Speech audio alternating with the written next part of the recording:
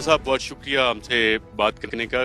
ये कौन से टावर पे आप मौजूद हैं? ये आफ्ताब टावर है सर, आफ्ताब पोस्ट का एरिया है सर। तो मैं जब यहाँ पे आया था मैंने देखा काफ़ी सारे टावर्स और फोर्ट्स हैं और इतना सख्त इलाका है, गर्मी भी शदीद है। आप लोगों का ख्याल कैसे रखा जाता है यहाँ? सर जो हमारे बाला कमांडर हैं वो उस गर्मी के हिसाब से, मौसम के हिसाब से कूलर भी हैं और सोलर सिस्टम भी है कूलरों के सर।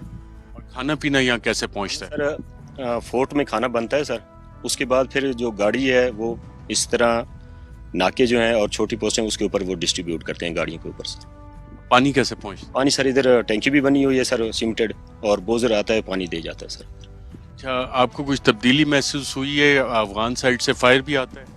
अभी तक तो सर अल्हम्दुलिल्लाह इस तरह का कोई वाक़या रूनमा नहीं हुआ सर, क्योंकि इस इलाके में आगे मूवमेंट नहीं है फिलहाल मूवमेंट नहीं है, पहले थी movement? पहले थी। जब ये मकसद कि ये रास्ता गुजरता है इस किले से आगे ना, वो कभी कभी गाड़ी की या कोई मोटरसाइकिल की मूवमेंट होती थी, लेकिन अभी वो भी नहीं है सर। अच्छा, हमने देखा ये बाढ़ लगी हुई है और बाढ़ के आगे ये क्या कहते हैं इसे, खंदक खोदी हुई है। खंदक खोदी हुई है ताकि ये अगर कोई खुदकशी या इस तरह की गाड़ी या कोई दुश्मन पार करने की कोशिश करता भी है तो ताकि ये रुकावट बनाई गई है इसके लिए। लोग घरों से कितना अरसा दूर रहते हैं और छुट्टी कितने अरसे बाद मिलती है? तकरीबन सर 2 से 2.5 महीने के बाद इंशाल्लाह हम घर में चले जाते हैं सर। और 2-2.5 महीने फैमिली से रब्ता कैसे होता है? ये मोबाइल सर्विस भी आती है सर इधर, अगर जिधर मोबाइल सर्विस नहीं होती उधर ये PTCL की कम्युनिकेशन होता है घरों में सर। अच्छा, जिन जवानों के बच्चे हैं छोटे छोटे, उनसे उनके क्या राब्ते होते हैं घर से और क्या बातचीत होती है? घरों में यही बातचीत करते हैं, हाँ जी कैसी ड्यूटी जा रही है, किधर हैं आप, कब आना है, तो ड्यूटी ठीक ठाक है, खैर खैरियत है। घर वाले परेशान भी होते हैं? नहीं सर, जब फौज में आ गए, पाकिस्तान के लिए आ गए तो घर वालों को पता है सर, दुआ भी करते हैं घर दुआ वाले? करते हैं अल्लाह ताला आपको सलामत रखे, खैर वाफियत से। पूरी कौम की दुआएं आपके साथ है, अल्लाह आपको सलाम। नाज़रीन, पाकिस्तान ने मुतअद्दिद इक़दामात लिए हैं कि पाक अफगान सरहद को 2600 किलोमीटर की इस सरहद को महफूज बनाया जाए। यहाँ पे एक बोर्ड भी लगा हुआ है, सरहदों का दिफा कौम की बका। और जिस तरह से पाकिस्तान ने अफगान सरहद को बाकायदा तौर पे सिक्योर किया है, ये कोई आसान काम नहीं था। जो बाढ़ यहाँ पे लगाई गई है इसके मुतअद्दिद पाकिस्तान को फ़ायदे भी हुए, और आज इसका एहसास हमें इसलिए भी ज़्यादा हो रहा है कि जो अफ़गानिस्तान की सिचुएशन है, अगर अक़वाम मुत्तहिदा सिक्योरिटी काउंसिल की रिपोर्ट को देखा जाए तो मुतअद्दिद ऐसे ग्रुप्स हैं जो कि पाकिस्तान के ख़िलाफ़ अफ़गानिस्तान में बैठ के कार्रवाइयाँ कर रहे थे, और उन ग्रुप्स में al-Qaeda, Tehrik Taliban Pakistan, Daesh, BLA, East Turkistan Islamic Movement और दीगर ग्रुप्स है।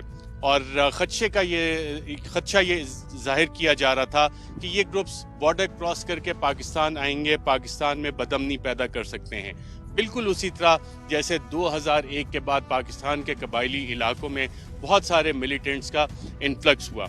मैं जिस जगह पे मौजूद हूँ बिल्कुल इसके अक्रॉस द बॉर्डर स्पिन बोल्डक है। 2001 के बाद यहाँ पे कोई बाढ़ नहीं थी, बहुत सारे मिलिटेंट्स भी आए, रेफ्यूजीज भी आए।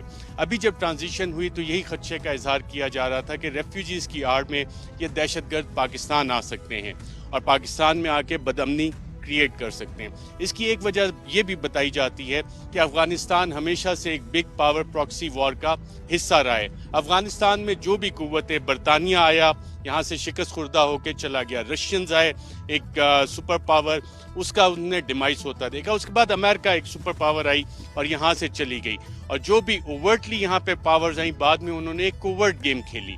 अब अफगानिस्तान में सवाल यह है कि क्या एक और बड़ी बिग पावर प्रॉक्सी गेम खेली जाएगी, दोबारा से ये खित्ता अपनी तारीख को रिपीट करेगा और जो ओवर्ट थे वो कोवर्ट और जो कोवर्ट थे वो ओवर्ट किरदार अदा करेंगे।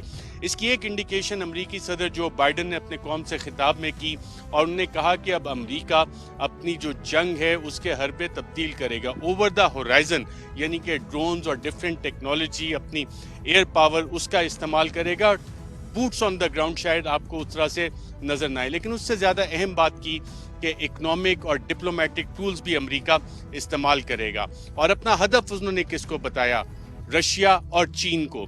चीन के पाकिस्तान के साथ जो स्ट्रेटेजिक ताल्लुकात हैं उसको क्या सेबोटाज किया जाएगा मुख्तलिफ तरीकों से, और उसको सेबोटाज करने के लिए जब पाकिस्तान बारहा कहता है کہ افغانستان میں امن ہوگا تو پاکستان میں بھی امن اور ترقی ہوگی، اور اس کے لیے جو سینٹرل ایشین ریپبلک تک جو بیلٹ اینڈ روڈ انیشیٹو ہے چائنا کا، وہ ترقی کے بہت سارے راستے کھول سکتا ہے۔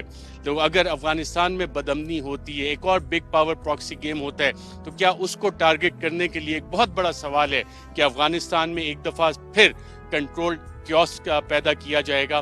یہ وہ سوال ہے ناظرین جس کا کہ جواب ہمیں آئندہ آنے والے چند سالوں میں ملے گا، لیکن اس کی ارلی انڈیکیشنز ہمیں آنا شروع ہو گئی ہیں۔ افغان طالبان نے جب 15 اگست کو اکراس دا بارڈر افغانستان میں اپنی حکومت قائم کی تو ان کے جتنے فورن ایکسچینج ریزروز تھے وہ ان کے بینک کے $9 بلین امریکہ نے فریز کر دیے۔ IMF اور ورلڈ بینک نے بلینز آف ڈالرز کی ان کی جو فنڈنگ تھی وہ روک دی، جو بیرونی بائلیٹرل امداد آ رہی تھی وہ ساری رک گئی۔ تو کیا اکنامک فیلئر کی طرف افغانستان کو پش کرنا تھا؟ اور وہ پلان ابھی تک اپنی جگہ پہ ہے۔ جو افغان طالبان کی حکومت ہے اس کو ریکگنائز کب کیا جائے گا؟ کب تک ان سوالوں کے جوابات ہمیں آئیں گے؟ اور اس کے پیچھے جو لارجر اسٹریٹجی ہے، جو لارجر تھیوری ہے کنٹرول کیوس کی، وہ پاکستان، چائنا، رشیا، ایران، جو کہ تمام کے تمام چاہتے ہیں کہ افغانستان میں امن قائم ہو، اس کو ٹارگٹ کریں گے؟ ان سوالوں کے جواب ناظرین دیکھتے ہیں ہمیں کب تک آتے ہیں۔ آج کے پروگرام میں ناظرین اتنا ہی، اجازت دیجیے گا، اللہ حافظ۔